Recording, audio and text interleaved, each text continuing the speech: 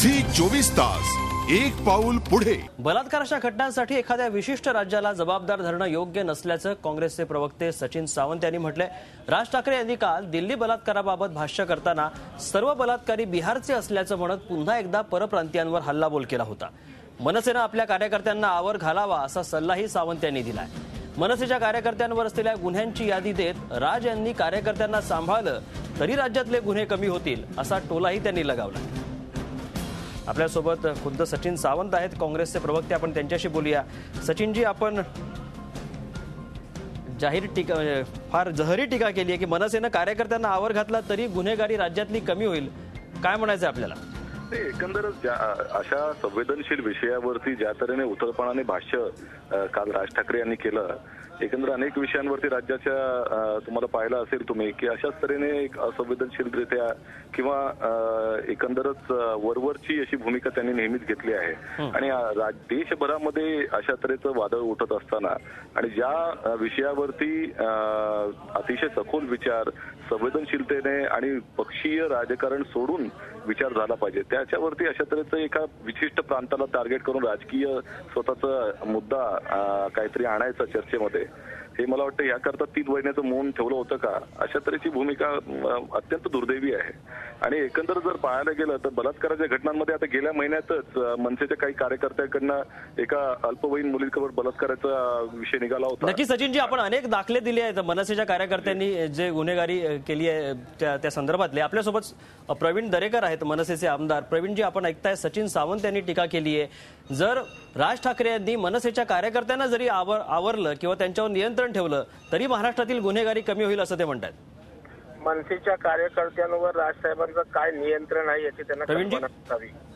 मनसेच्या कार्यकर्त्यांवर कशा पद्धतीचं नियंत्रण आहे याचा त्यांना अंदाज नाही। आणि राज ठाकरे साहेबांनी प्रतिक्रिया दिल्यावर त्याच्यावर रिॲक्शन देण्या एवढे सचिन सावंत अजून मोठे झालेले नाही।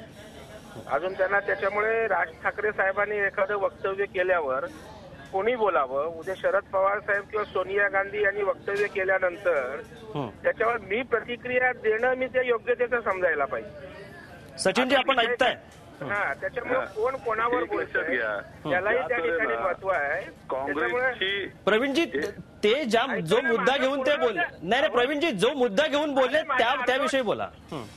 परंतु तो मुद्दा आणि जो विषय आहे तो महत्वाचा आहे, त्याच्यामुळे सचिन सावंत हे दूर राहू द्या, पण जो विषयाचा त्यांनी आक्षेप घेतलाय अशी कुठेही ते जे सांगतायत त्या पोलीस स्टेशनला महाराष्ट्र नवनिर्माण सेनेचे पदाधिकारी म्हणून त्या ठिकाणी त्यांची नोंद नाही।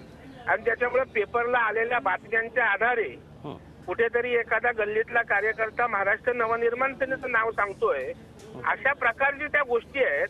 आणि मी अत्यंत जबाबदारीने त्या पक्षाचा एक जबाबदार नेता म्हणून सांगतोय, अशा प्रकारे कुठेही महाराष्ट्र नवनिर्माण सेनेच्या पदाधिकाऱ्यावर पक्षाच्या बलात्काराची केस नाही। किंबहुना जर लांबूनही त्या ठिकाणी संबंध असेल तर त्या ठिकाणी त्या क्षणीच त्यांची हकालपट्टी करण्यात आलेली आहे। सचिनजी, आपण ऐकतायत, आपण या प्रसिद्धी पत्रक दिले त्यात देखील आपण गुन्ह्यांची यादी दिलेली आहे। एकंदरच गेल्या अनेक दिवसांपासून ही चर्चा आहे आणि त्या संदर्भामध्ये जर पाहायला गेलं तर नुसतं बलात्कारच विषय नव्हे तर त्याचबरोबर खंडणीच्या देखील अनेक वर्षाच्या चर्चा दिसत आहेत। किंवा एकंदर दुसरं पाहायला गेलं तर आत्ताच थोड्या दिवसापूर्वी सगळ्या एका कंत्राटदाराला ज्या तऱ्हेने मारहाण एका नगरसेवकांनी केली आणि त्याचबरोबर ज्या तऱ्हेने आदेश दिले जातात की ह्याची तोडफोड करा, त्या टोल नाक्यांची तोडफोड करा, हे सगळे गुन्हेगारीचे प्रकार जे आहेत ह्या तऱ्हेने ते उद्धृत करण्याचं चाललेलं आहे। आणि आज दुसऱ्या ठिकाणी तुम्ही जर एखाद्या प्रांताला लक्ष करून अशा संवेदनशील विषयावरती बलात्काराच्या प्रश्नावरती जर नक्की सचिनजी, प्रवीणजी बोलतात, बोला प्रवीणजी बोला। हा बोला। आयत्या वेळेला फोन केलात, मी उद्या सचिनजींना यादी देतो। यांची लोक खंडणीच्या गोष्टी करतात, अहो दरोडे टाकतात, ते दरोडे हे राज्याच्या सत्तेच्या माध्यमातून खंडणीत एखाद्या गल्लीतली गोष्ट आहे, हे दरोडे टाकतात आणि त्यांच्या खंडणीतल्या नगरसेवकांची आणि पदाधिकाऱ्यांची यादी मी तुमच्याकडे पाठवतो। Zee 24 तासला उद्या आपण दाखवा ती।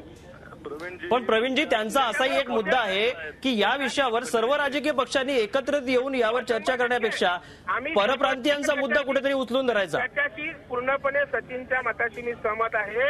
सर्वांनी एकत्रित येऊन लढायला पाहिजे। राजसाहेब हे राज्यापेक्षा त्या एका विशिष्ट प्रवृत्ती विरोधी बोललेत आणि ते काल बोललेत, आज बोललेत आणि उद्याही बोलत राहणार।